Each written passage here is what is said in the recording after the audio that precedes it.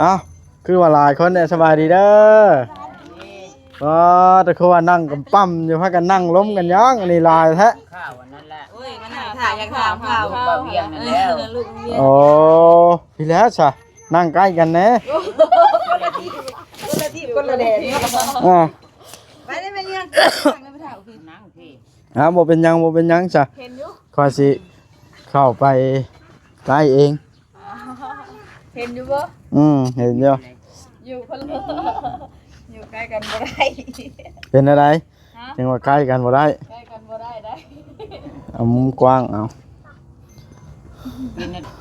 หลานนะ ฮะหลานน้อยนะบ่ เลย อืม นั่นแหละจังมานั่งถ่ายจะถามเลย ทานข้าว ใจอาการ ค่อยก็ตอบบ่ถูกไดล่ะเอาเลย ใครเนี่ยบ่กินไม่ได้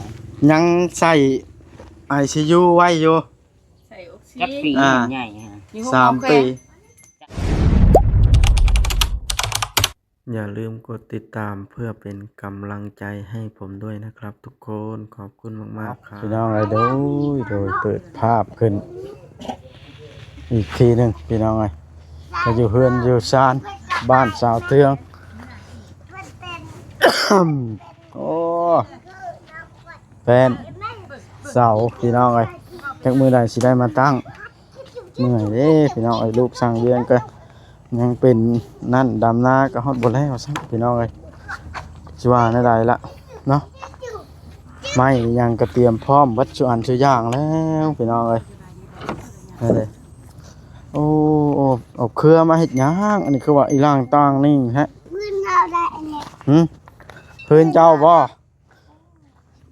เจ้าอย่าบุกช่องเขาสิปิดย้อนนะ เอ้าคือว่าหลายคนเนี่ยสบายดีเด้อก็แต่คือว่านั่งกับปั๊มอยู่พากันนั่งล้มกันย่างอันนี้หลายแท้ ข้าววันนั้นแหละ โอ้ยมันถ่ายอยากถามข่าว ลูกบ่าวเวียงนั่นแล้ว ลูกเวียง โอ้พี่แล้วซะนั่งใกล้กันแน่ คนละที่คนละแดน อ่า ไปได้ไหมเนี่ยไม่ไปถ่ายโอเค นั่งพี่ บ่เป็นหยังบ่เป็นหยังซะ เห็นอยู่ ขอยสิเข้าไปใกล้เอง เห็นอยู่บ่ เห็นอยู่ อยู่คนละอยู่ใกล้กันบ่ได้ เป็นอะไรยังว่าใกล้กันบ่ได้ ใกล้กันบ่ได้ได้ เอามุมกว้างเอา กินหลานนะ ฮะหลานน้อยนะบ่ เลย อืม นั่นแหละจังมานั่งถ่ายจะถามเลย ทานข้าว ใจอาการ ค่อยก็ตอบบ่ถูกไดล่ะเอาเลย ใครเนี่ยบ่กินไม่ได้ ยังใส่ ICU ไว้อยู่ ใส่ออกซิ จักปี อ่า ใหญ่ฮะ 3 ปี 3 ปีหนึ่งบ่คนฮะ อ่า โอ้ยเด็กน้อยดิฉันเอา3 ปี สามมินนี่แหละ โอ้ยบังมินมันกลัวเลย มิน4 ปีเลยได้ ปีปลายเลยมินเลย สามปลายแล้ว นิดหน่อย3 ปีมันสิใหญ่พี่สาว บ้าเนาะน้อยๆหนึง ซ้ำนี่แหละ เบิ่งนี่เนาะคือว่าคือใหญ่เนาะ บ่ใหญ่ เบิ่งตามประตูอ้วนคือว่า มันแข็งแฮงมันใหญ่อยู่อ้วนแข้งขา บ่คะแนน มันก็ใหญ่ซ้ำพวก5-6 ปีคือกันแหละต้นโตมันน่ะ คะแนนได้เป็นหรือเป็นนักเนาะ กระตุ้มอ้วน ไปก็เบิ่งอยู่คลิปบ้านนี่ว่าอยู่ห้องหมอ109 แม่นหมู่ว่านนี่ค่อยไปชงแล้วบ่ลิเข้าไปทำ ออกจังหันบ่ นั่นแหละ ออกจังหันแล้วลงไปสวรรค์ ไปสวรรค์เมื่อเช้านี้ ใครเนี่ยบ่ฮะ ยัง ใครก็อยู่พี่บ่ จังหวะนี่แล้วค่อยก็บ่ได้ไปค่อยได้แต่โทรถามข้าว มาแล้วจ้ะ ยัง เอามาแต่คุดกิโล ฮะแต่เธอเป็นคนที่รอคนที่ใช้น่ะ คุดอยู่หน้าเจ้าแหละ อยู่ ก่อน นะ ทำไปดำมาเด้ อยู่หน้าทงพ่อ เลย อยู่หน้าวังอันกงลำไยสร้างเวียงพ่อ แม่น ป้าเขาว่าไปนะไปกับไผน่ะ ไปกับแม่น้อง สามคนเข้าไปเก่ง แม่ ว่า น้อง พูด พล เฉย อย นะว่าชูดิ แม่น้องพลอย แม่น ไผแม่น้องพลอย เกม เอ้านั่งเก็บดูที่ว่าโอว่าสิไปถ่ายให้ดิขึ้นมานั่งลิดมานั่นเด้ เออไป แล้วก็เมียบ่าวเก้า อัดชามไป แม่นอาชา อ๋อแล้ อาว ชาแล้วจะว่าพากันหล่นไปล้มอยู่ในประตูทางเข้าจะว่าเจ็บขาอยู่ เนาะ จนขา เป็นแข็ง จนขาเขียวเลยเขามันทับขา ไปแต่จังโมงน่ะ ไปตั้งแต่6 โมง 7 โมง 6 โมงเช้าพ่อ แม่น ปัดโตเอาแต่เช้าลีเดี๋ยวนี้เนาะบ่ทันกินข้าวเช้าซ้ำได้หลายบ่ล่ะ ได้อันแม่น้องพลอยน่ะได้110ปลายโตแล้วก็เมียเบาเก้าน่ะได้70ข่อยน่ะ230 มันคือได้หน่อยใช่มั้ยน่ะ เจ้าคือได้หลายกว่าหมู่ เจ้าพ่อคุยหลายกว่าหมู่บ่ มันได้หน่อยได้70นึงโตนกันหลายแท้ เขาก็บ่เป็น เขาจะเขาคูดใดๆแล้วเถื่อเขาประเทศเฮาประเทศคู่โตหั่นนะเขาบางควายเขาบัดบ่เห็นน่ะ แม่น แม่นอะไร มาขายแล้วบ่ ขายแล้ว ได้เท่าไหร่น่ะ100นึงเท่าไหร่ 180ก็ขาย 180,000 โอ้ ไผเป็นผู้ซื้อ ก็มีแล้วในบ้านในซื้อเขาซื้อไปกิน เห็นอันประจานโพดขาย160เนาะ 180 เพิ่นว่า180ค่อยสิเอามาขายให้นี่ เขา 170 ซื้อไปกินนี่คนละคนเขา ผู้เขาซื้อกินนะ คันว่าเฮาขายอยู่อันให้อันแปลว่าเฮานั่งขายในอันนั้นน่ะแม่น190แม่น100ก็มีเคยขายแล้ว คันขายตามทางน่ะเนาะเดี๋ยวว่ารถใหญ่เขามาจอดซื้อ อืมเฮ้ย เต็มที่เนาะบ่เวียง ไป แล้วเนาะ แล้วก็แม่นแล้ว อุกกันแล้วจังมือใดสิได้มาตั้งเพื่อนนี่ขออุกใจอ่ะ ในเถียงหั่นแหละคิดว่าผู้ใดสิ เขา เรา ละ มา ว่า นั่ง ให ใน ญ่ เถียง เด้ นะ อผู้ใดว่า10ปลายปี บ่ แล้วก็ บ่ นั่งคุย 3 กัน ปี กับเพิ่นนั่นแหละ ปีนึงเด็กน้อย กับแม่บ่โอ้แม่อันเดียวกันได้เนาะกับจ้าน่ะ คือผู้ใหญ่ ก็แม่เดียวหั่นแล้ว คนละแม่ แม่เดียวกันละ นี่เรากันเล่าสู่พังได้เรากันเล่าหลายเรื่องได้เราสู่พังพากันนั่งคุดจิรอดได้แล้วก็พากันนั่งมาโฆษณา แบบว่าลุงยังไปลุงหมอเอาไปเผาหน้าให้ลูก แม่แล้วอยากไปนะสิ อยาก ซื้อ ไปแล้วก็เว้าแล้วลูกก็บ่ได้อยากให้มาดอกเราอ่ะเองให้มาเองนี่แหละเราเมื่อย จักคนก็ลุงยัง ลุงเวียงลูกย่อ2 คน 2คน ผู้น้อยเนาะ ลูกบอกว่าเก่งก็เก่งแต่แท้เฮ้ยเก่ง เป็นยัง ขับรถซาเล้งเป็นเฉยน้อยๆอันนั้นว่าสุดยอดบ่ น้อยๆนึง ลูกชายแล้วไป แม่ พา ลูก ย่า ชาย ไป บอกว่า นะ นักเก่งอะลิขับรถซาเล้งนะ เป็นเบิดเนาะ มันพาแม่ไปนะพาย่าไปนะ แม่เพิ่นบอกทำให้ลูก อัน น้อย แนมเบิ่งแม่นผู้แรกขี่ขับรถซาเล้งมานะวะพากันยืนเบิ่งแล้วขอกับแม่น้องพลอยเด้ยืนแม่นพลอยแล้วก็มีคนมาได้ในเถียงล่านะวะพากันเบิ่งเวลาก็ย่างมาในเถียงแนมหาผู้ขับซาเล้งทำไม่ยากเพิ่นว่าเนี่ยแม่นผู้แรกขับซาเล้งว่ะก็อันนี้แหละเพิ่นว่าป้า ฟังกัน พี่น้อยนึงได้เจ้าก็เห็นแล้วว่าไอ้ เห็นผู้ ลูกเมืองเราเห็นบ่ น้อยนะ บางน้อยๆอันลูกบ่บ่นำบ่น้อยๆอันนั้นน่ะยังบ่เห็นน้อยๆนึงได้ เพิ่นไปห้องหมอแล้วนะเพิ่นแล้วลุงยัง โว้ยบ่แล้วได้หากระครึ่งนะ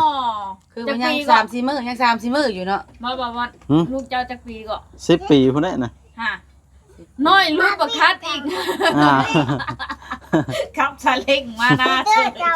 โอ้เก่งอะลียอมรับเก่ง ผัดบ่จากมีชิ้นมีหนังเนาะ แม่ บ่มันจ่อยมันบ่ได้กินข้าวแล้วลูกเฮา ยืนห่างคน ผู้น้องนะกินอยู่ข้าวนะกินนมนะบ่แม่นดอกกินข้าวผู้น้องนะผู้อ้ายบ่กินนม มานะเฮานี่แหละ เนาะ เฮาก็จื้อเจ้าอยู่ ไม่ถือกันได้ลูก น้อย ไม่ถือกันเด้อ อันนี้ตัวเองก็เลยถามว่าอันนี้ลูกบ่บอสอันนี้ลูกบ่โอแม่นบ่แม่นแล้วอ่ะข่อยนี่ลูกบ่โออ่ะ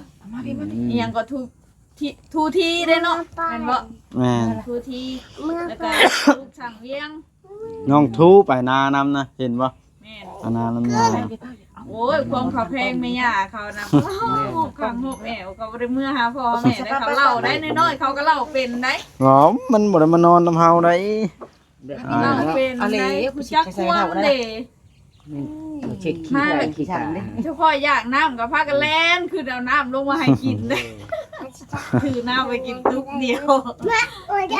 เป็นญาติกินข้าวเตะเป็นน้ำพ่อน้ำแม่แล้วเป็น น้อยเข้ากล้องหลายเสียงก็ปิดช่อง แม่นเลย บ้าบ่เวียงเนาะช่วยบ่เวียงเลยตั้งใจเด้ออดทน นี่แหละจะมานั่ง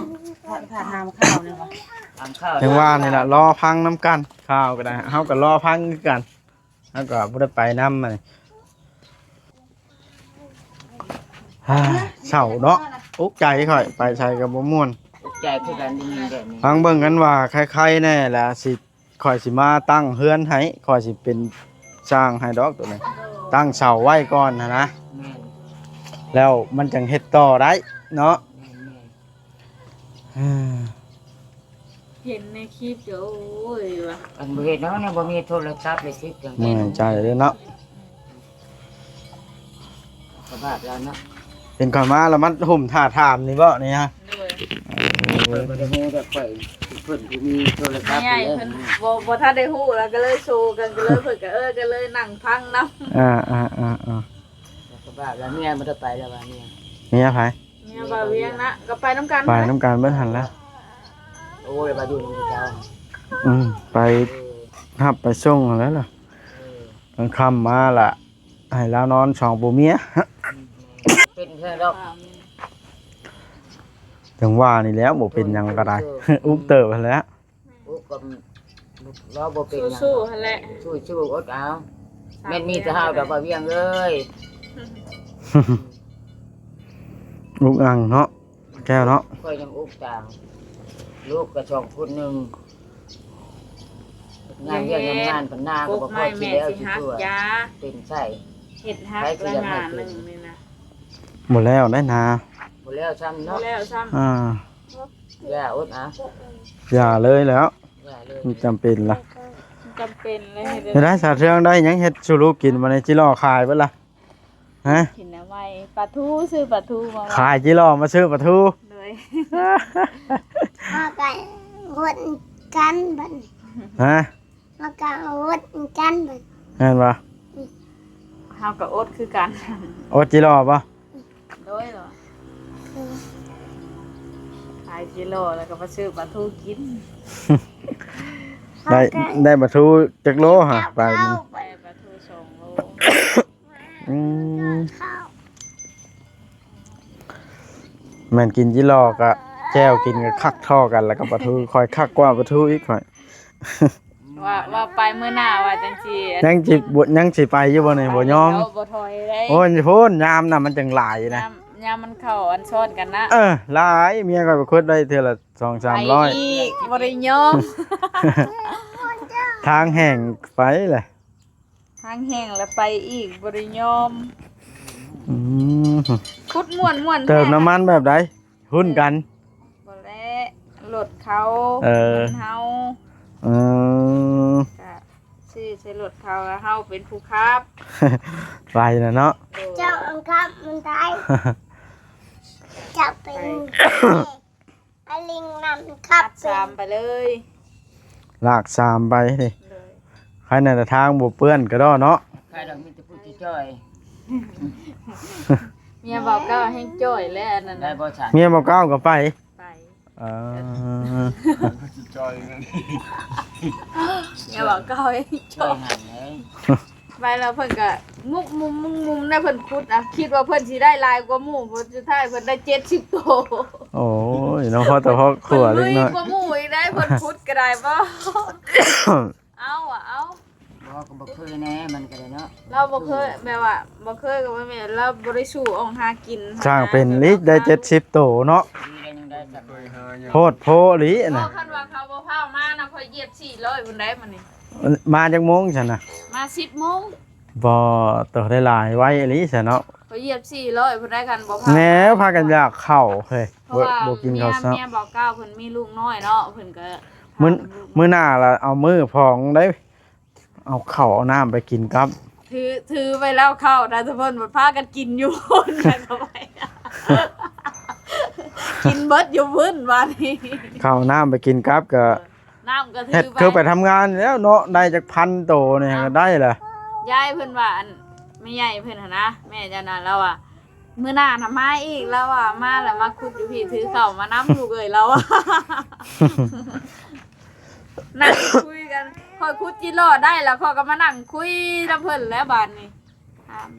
ถามไทยกันนั่นนี่แล้วก็เล่ามาได้เรามีลูกเท่าไรคนเล่ากันเล่าได้เล่ากันได้เราก็ มัก ไม่ได้ ลงมักเห็นมักล เนี่ย ง เราก็มักลง ลูกเรา8คนบ่ได้ผู้ชายเบิดกูคน ผู้ชายเบิดลูกแล้วนะเราว่านะ ใหญ่ได้พวกใหญ่ได้8คนนะบ่แม่นได้ละตายอะนะเป็นวัยรุ่นตามหลักการตายอะนะ หั่นอยู่บุงกวางก็มีแม่นบ่ลูกเรา 2อยู่ ไป พอ เฮ็ดเวียกไปตั้งห้านอยู่พุ่นแม่นบ่ แม่น ลูก สอ เรา ง ไปตั้งห้านขายเครื่องอยู่บุงกวาง ปลาแก้วได้ทำมันในกินข้าวยังปลาแก้ว โอ้ยค่อยรถที่คุณบ้าเว้นเบื่อแล้วหน่อไม้ก็มีแต่หน่อไม้แต่ละมื้อนะ เริ่มเบื่อหน่อไม้ละ แบ่งให้สาวเลี้ยงมื้อแกงกันเอาในนี้พอแล้วก็ อืม งานลงไปหาในนี้นายเนาะ อยากกินน้ำได้อันกี้ไอ้มะจอกนะ จอก กินน้ำนะเริ่มถือน้ำมากิน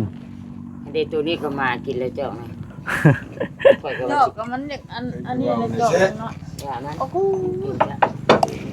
มานี่นะมา ปลูกหัวถึง น้อง ไข่ เล่นเพิ่น เล เลย ยว่าอะไร กันเฉพาะแล้วอ๋อหมดละ น่ะมาจกจอกตัวนี้อีก ได้ ได้ มาบ่ แม่นมาน้องก็เล่นเพิ่นนั่นแหละ เคยกินน้ำในเจ้า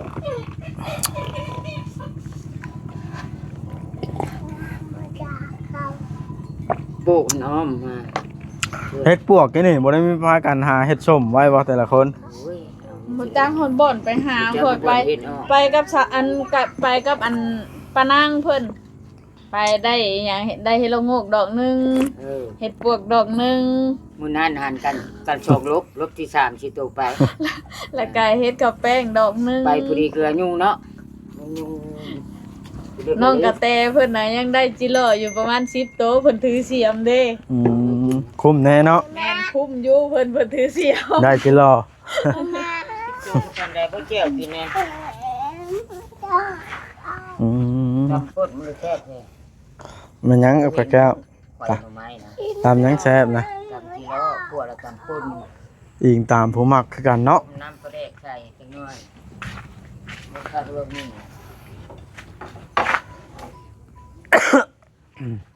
บ่มีดอกไผ่ตั้งหน้าบ้านเลยตอนนั้นซื้อมาให้จักตั้งอยู่ใส่สะเทือนเจ้านะ ค่อยเอาขึ้นเทิง ขึ้นเทิงในดอกหนึงละไว้เฮ็ดครัวนี่อยู่นี่ละมืด อืมเล็กน้อยไปใส่เบิดพวกใหญ่วัยรุ่นเขา ให นะ ญ่นะ อืม คือเก่าไปดำหน้าซอยประมาณคือ เอ เก่า อประมาณยังบ่แล้วเนาะ ยัง อืม ไปไถหน้าซอยแล้วก็ดำหน้าซอยให้ได้มาเลยสิ สองหนุ่ม แกงนุ่มลุงนะคะจะคัดยาไปโหเข็ม เป็นวัดเป็นไหนเด้สะสองหนุ่มมาแล้วเล่นต้อนรับล่ะโอ้สบายดีหนุ่ม ได้ถ่ายหน้าบ่ เด้อ เก่ง ใช่เลยไตเติ้ลนะ ใช้หมดใช้แว่นนะ อุ๊บ บ่ได้ไปบ่หมอนะ เพื่อนนั้นสั่งเพลง โอ้หมอนี่แม่นเคยไปดำนารับจ้างนะมาตอนนะ แม่นแม่ บ่เคยบ่ เคยไปดีเพิ่นนะก็ลูกไปดี อ่า ลูกประมาณ อันนี้ได้เออ ชายเดียว อ่าหมอทศกัณฐ์ละอยู่พุ่นเนาะ โดย อืมเอาพี่น้องเอ้ยก็คือคลิปนี้มาแจ้ง FC เลยว่า เรื่องบ้านชาวเทืองพี่น้องเอ้ยก็ยังบ่ฮู้มื้อสิตั้งอยู่ค่าสร้างเวียงเป็นลูกเราบ่สบายเนาะ ทางบ่วัดก็ยังเหงาอยู่พี่น้องเอ้ยหลายคนก็ท้วงว่าอ้าวหนวดยาวแท้ว่าซั่นบ่ดูแลตัวเองแท้ว่าซั่นแต่ว่ามันก็จักสิว่าแนวใดมันบ่มีกระจิตกระใจมันเหงาพี่น้องเอ้ยจักสิเฮ็ดจังได๋บ่วัดก็ได้พอมาแล้วมันเศร้าพี่น้องเอ้ยนะโอเคเด้อพี่น้องคลิปนี้ก็ได้สิจบคลิปลงสักก่อนถ่ายหลายมันยืดยาวพอสมควรแล้ว ยังไงกับครับนี่พี่ทุกคนให้กำลังใจเบิ่งคลิปโฆษณาในเด้อพี่น้องสั่งเวียงก็ได้แม่งจนดำแหล่เบิดเท้าเลยนะจอยบ๊ายบายสู่เด้อสั่งเวียงก็ได้